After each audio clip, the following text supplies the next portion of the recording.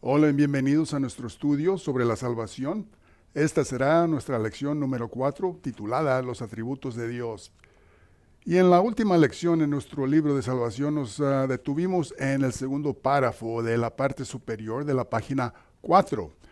En nuestra presente lección vamos a empezar a leer en el tercer párrafo, que comienza con las palabras: el pecado del incrédulo no será el asunto. Pero antes de comenzar, ¿por qué no abrimos con una palabra de oración para asegurar que estamos en comunión con Dios el Espíritu Santo? Oremos, por favor.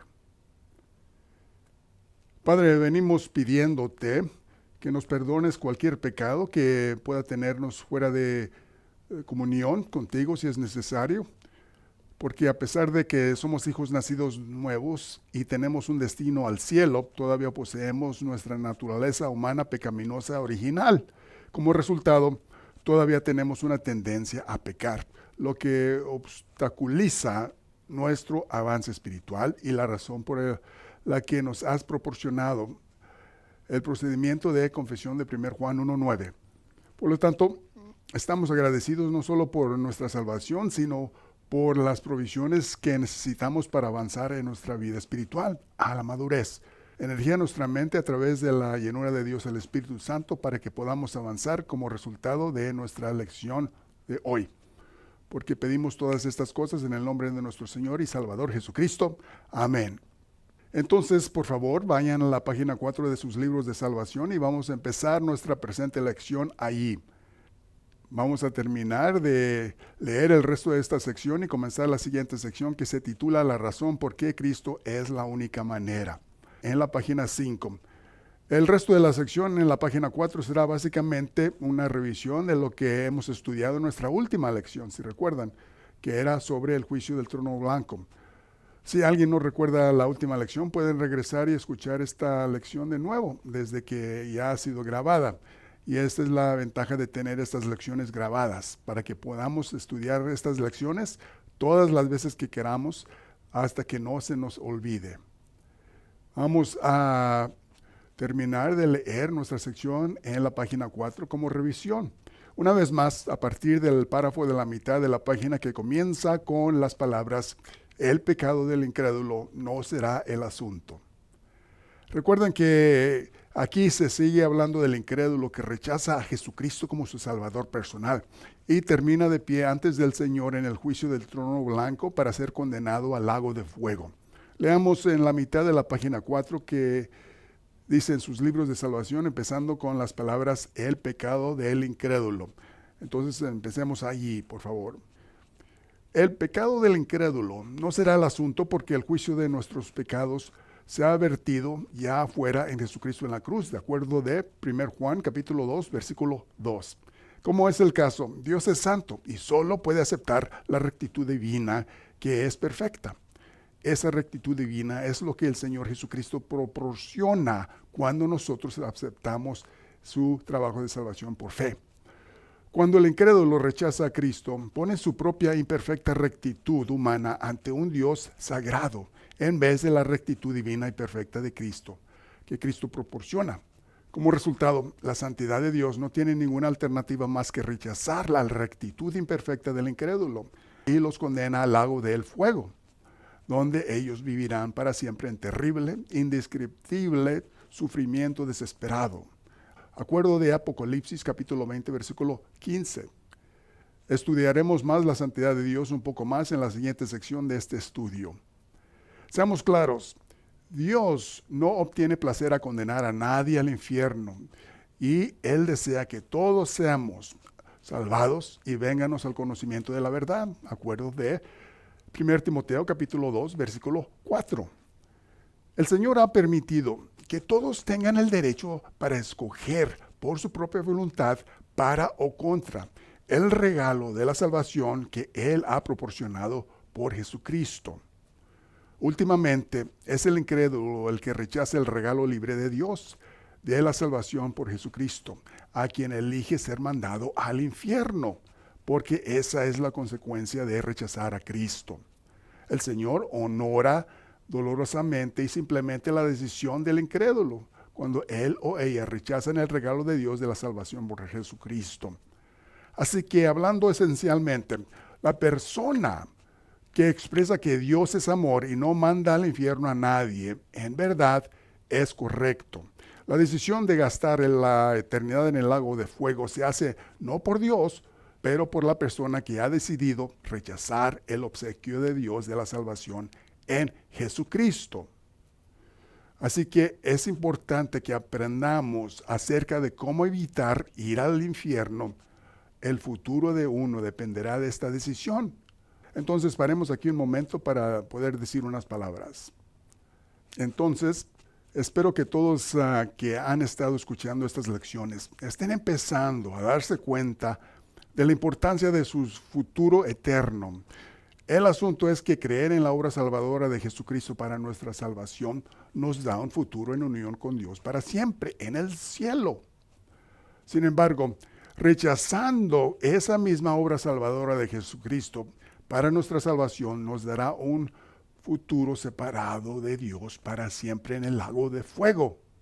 Todos somos responsables por escoger para la salvación en Cristo o rechazar esa misma salvación en Cristo. Entonces no hay excusa. Habrá consecuencias de estas decisiones como hemos visto en el ejemplo del hombre rico, que se halla en Lucas capítulo 16, versículo 19 al 31. Si recuerdan, estudiamos este ejemplo en la lección acerca del hombre rico y Lázaro, en nuestra primera lección. El hombre rico no dio pensamiento a su futuro eterno, pero solo vivió para esta vida. Fue consumido por los diversos detalles de esta vida. El ejemplo del hombre rico en Lucas nos deja saber que ahora él está arrepentido de no aceptar a Cristo como su Salvador personal, pero ahora es muy tarde. ¿Fue Dios injusto con él? ¿Quién tomó esa decisión? Él mismo decidió esto. Dios le dio la misma oportunidad de elegir a Cristo como Salvador que Lázaro también tenía. Entonces solo hay una persona de culpar por el hecho de que el hombre rico se encuentra en el lago de fuego. Él mismo tiene la culpa y nadie más. Él hizo la decisión de su propia voluntad. Él probablemente solo vivía por sus riquezas que tenía aquí en este mundo. Y no sé que haya nada malo con las riquezas, a menos que eso es por lo que vivimos. Y eso es cuando empieza el problema. Aquí hay un principio con respecto al dinero. Todos necesitamos dinero para vivir, pero no debemos vivir para el dinero. Así es como la gente justifica vivir por el dinero. Bueno, necesitamos dinero para vivir, ¿verdad? La tienda solo acepta dinero para vivir, ¿verdad? Los cobradores solo aceptan dinero, ¿a poco no? Y eso es lo que nos decimos. Estoy seguro de que esto es lo que dijo el hombre rico también. Su vida probablemente giraba alrededor de sus riquezas. Sin embargo, ¿ustedes piensan que él está pensando en sus riquezas en este momento en el lago de fuego? Si recuerdan, todo lo que él estaba pensando en ese momento era que su tormento se terminara. Desafortunadamente, su tormento nunca va a terminar. Su tormento continuará interminablemente. Vamos a ver cuál era el problema del hombre rico directamente de lo que la Biblia enseña. Así que vayan por favor a 1 Timoteo capítulo 6, versículo 3 al 10, donde la Biblia nos enseña acerca del amor por el dinero. 1 Timoteo capítulo 6, versículo 3 al 10. Síganme por favor en sus Biblias. Y mientras leo yo. Y ahí en el versículo 3 dice, si alguno enseña otra cosa y no se conforma a las sanas palabras de nuestro Señor Jesucristo y las doctrinas que es conforme a la piedad, está envanecido, nada sabe y deliria acerca de cuestiones y contiendas de palabras de las cuales nacen envidias, pleitos, blasfemias, malas sospechas, disputas necias de hombres corruptos de entendimiento y privados de la verdad, que toman la piedad como fuente de ganancia. Apártate de tales. Pero gran ganancia es la piedad acompañada con el contentamiento, porque nada hemos traído a este mundo y sin duda nada podremos sacar. Así que teniendo sustento y abrigo, estemos contentos con esto. porque los que quieren enriquecerse caen en tentaciones y lazos y en muchas codicias necias y dañosas que hunden a los hombres con destrucción y perdición. Porque raíz de todos los males es el amor al dinero, al cual codiciando algunos se extraviaron de la fe y fueron traspasados de muchos dolores.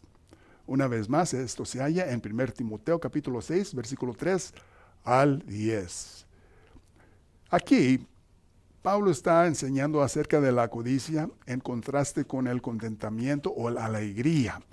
En el versículo 3 al 5, Pablo advirtió contra los falsos maestros que han visto el evangelio como un medio de hacerse ricos. Y en el versículo 6 al 10 enseña acerca de los peligros de la riqueza. El amor al dinero solo trae dolor. El contentamiento o satisfacción es un enfoque más lógico en la vida y trae gran bendición. La realidad es lo que hemos leído en el versículo 7, que dice, nada hemos traído a este mundo y sin duda nada podremos sacar de este mundo. Por casualidad, ¿alguna vez han visto en un funeral la carroza enfrente estirando las posesiones de la persona que ha fallecido? Nunca van a ver esto porque no podemos llevarnos nada con nosotros cuando fallecimos. En el versículo 7 dice que no debe haber ninguna duda de esto.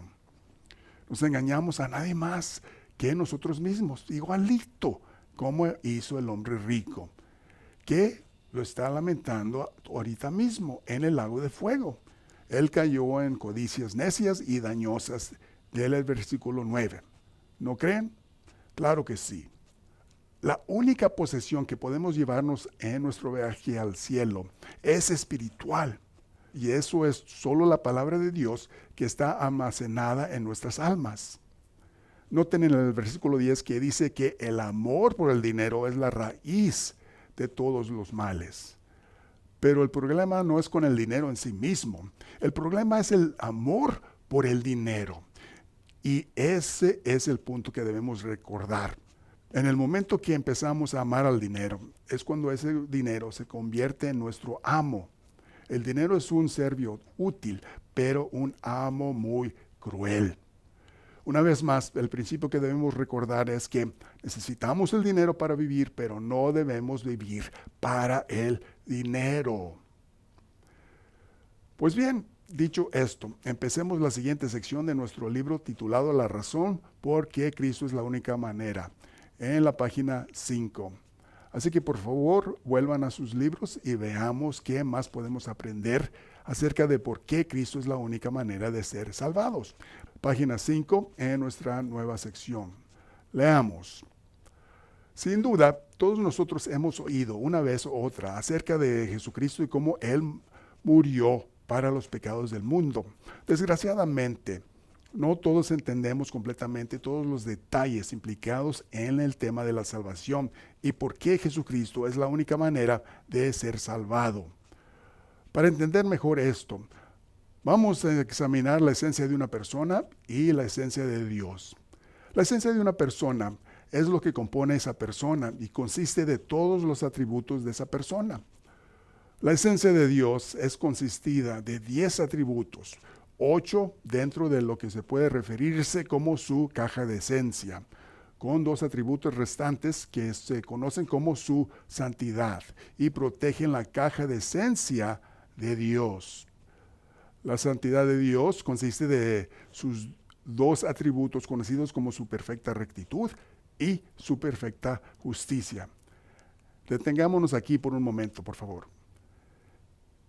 Antes de ver el diagrama en la caja de la esencia de Dios que está aquí en esta página, primero vamos a ver la nota en la parte inferior de la página 5. Ven la nota ahí abajo en la parte inferior que dice: los atributos de Dios son los atributos que conforman la esencia de Dios. Y luego nos manda a ver el apéndice 1 en la página 41. Entonces, vayan a la página 41 para ver este apéndice en la página 41. Cuando lleguen allí, notarán que el apéndice se titula Los atributos de Dios. Generalmente hablando, cuando alguien describe quién es Dios, dicen que Dios es amor. Y eso es correcto. Dios sí tiene un atributo que es amor, pero Él no solo es amor. Hay 9 más atributos que describen a Dios. Vamos a ver cuáles son estos atributos en este apéndice. Leamos para ver qué es lo que nos enseña este apéndice, comenzando en el principio de la página 41. Leamos, por favor. Síganme en sus libros de salvación si los tienen disponibles. Y ahí dice, la Biblia nos ha dado 10 atributos de Dios que nos expresa a nosotros su esencia o lo que Él es. Estos 10 atributos pueden ser atribuidos a Dios Padre, Dios Hijo y a Dios el Espíritu Santo. Aunque estos 3 miembros de la Trinidad sean 3 personalidades distintas, ellos son verdaderamente todos uno en esencia, y esa esencia se expresa en estos 10 atributos. Hay más escrituras para cada uno de estos atributos, pero las escrituras que figuran a continuación deben ser suficientes para una base básica por cada atributo. El atributo número 1 es que Dios es soberano. Que creó todas las cosas significa todas las cosas creadas son sujetadas a Él y así deben obediencia a Él. No hay autoridad más alta que el Dios soberano. Se declara en 1 Crónicas, capítulo 29, versículo 11, tuyo es, oh Jehová, la magnificencia y el poder, la gloria, la victoria y el honor, porque todas cosas que están en los cielos y en la tierra son tuyas. Tuyo, oh Jehová, es el reino y tú eres excelso sobre todo. Esto quiere decir que Dios es autoridad final. No hay autoridad más alta de la de Él. Sigamos con el siguiente atributo, que es el amor. Este es el atributo que todos parecen ser relacionar predominantemente a Dios. Este es el atributo que motiva a Dios a compartir su felicidad y bendecir su creación, y la razón cual Él hizo una manera para que la humanidad imperfecta sea reunida con su persona perfecta por medio de Jesucristo. El apóstol Juan declara en 1 Juan capítulo 4, versículo 8, cuando él dice, el que no ama no ha conocido a Dios, porque Dios es amor.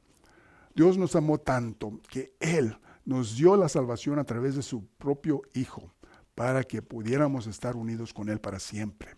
Tercer atributo es que Él es vida eterna. Esta vida solo puede ser atribuida a Dios desde que Él es la vida que nunca ha tenido principio y nunca tendrá fin.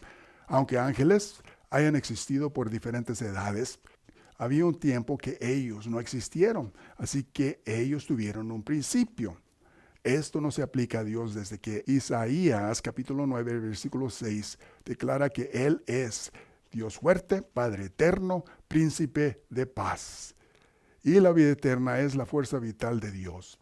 Es indestructible y es parte de nuestra salvación. La tenemos ahora, la misma fuerza vital de Dios. El cuarto atributo de Dios es que Él es omnipresente.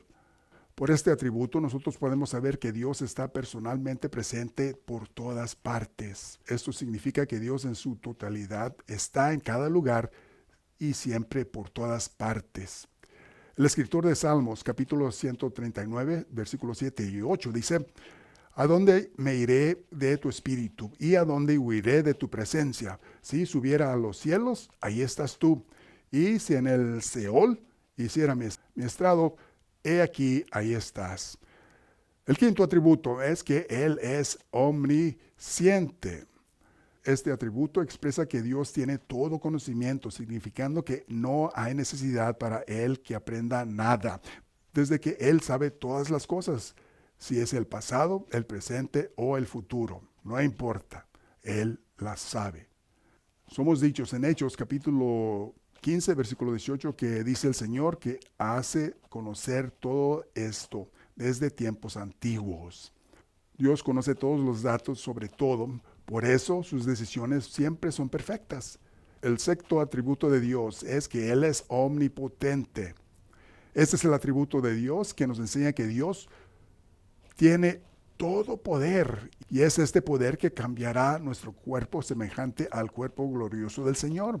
Este es el poder que es capaz de sujetar a sí mismo todas las cosas, de de acuerdo de Filipenses capítulo 3, versículo 21.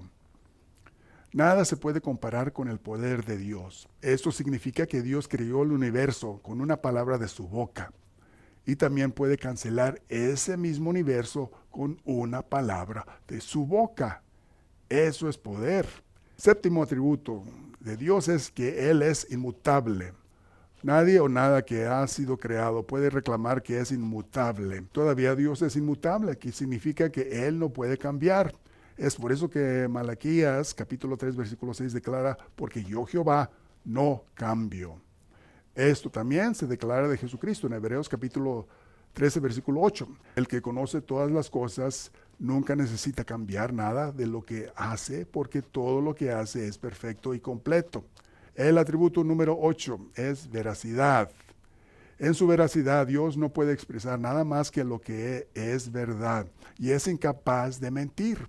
Es por eso que en Números capítulo 23, versículo 19 nos dice, Dios no es hombre para que Él mienta.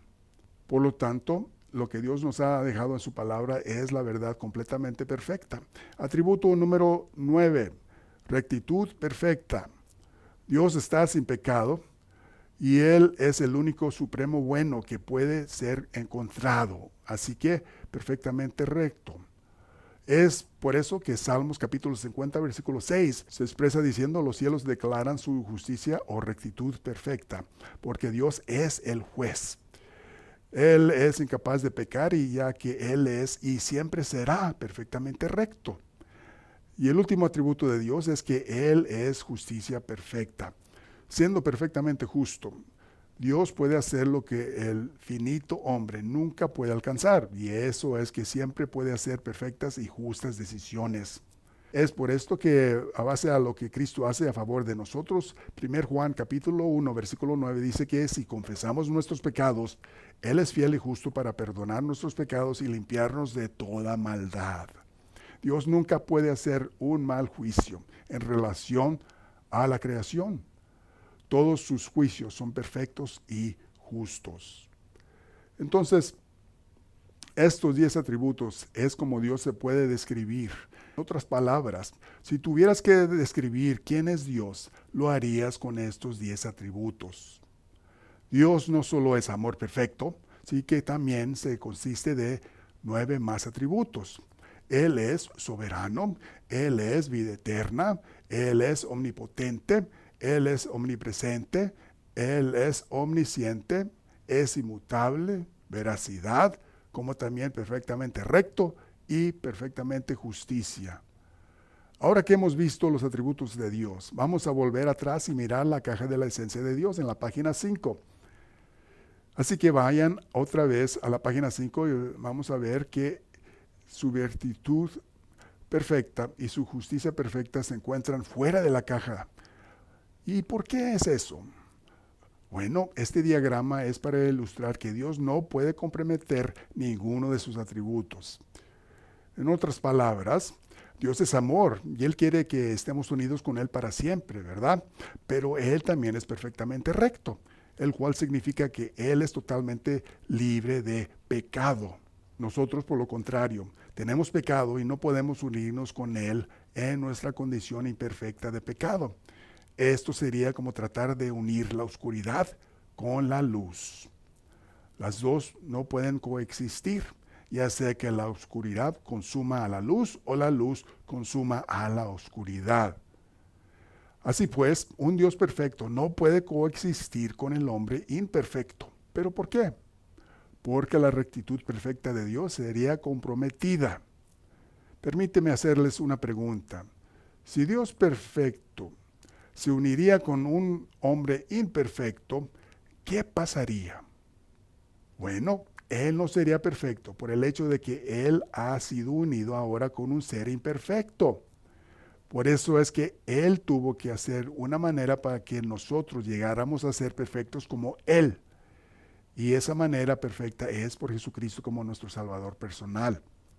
Es por eso que la justicia de Dios exige que para ser unidos a su amor debemos ser perfectamente rectos como Él. Y la justicia de Dios declara que si no somos perfectamente rectos, debemos enfrentarnos a una separación en el lago de fuego. En la teología, la rectitud perfecta de Dios y la justicia perfecta de Dios se conocen como su santidad. Y como ven en el diagrama, protegen sus otros 8 atributos. Bueno, ¿qué significa todo esto? Bueno, pues ahora hemos examinado los atributos de Dios y ahora la caja de la esencia de Dios. Vamos a terminar de leer el resto de la sección para ver si esto es más claro para ustedes.